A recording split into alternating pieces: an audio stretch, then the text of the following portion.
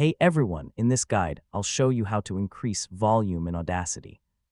If your audio sounds too quiet or hard to hear, there are a few simple tools that can boost it without ruining the quality. First, open Audacity and load your audio. Go to File, then Import, then Audio, or just drag your file into the workspace. Once it loads, you'll see your waveform on the track. Next, click anywhere in the track and select the section you want to make louder.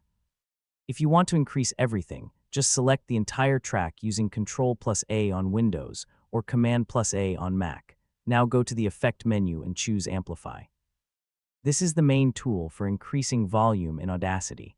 It automatically suggests a safe boost level so your audio doesn't distort. In most cases, you can accept the default value or adjust it slightly if you need more or less boost. Make sure the Allow Clipping option is not checked, then click OK. If you want a more balanced increase instead of a strong boost, you can use Normalize instead. It raises the overall volume evenly across the track, which can sound more natural. After boosting volume, always listen back. If you hear distortion, undo the change and lower the amplification. Hey everyone, in this tutorial, small adjustments usually give the cleanest results.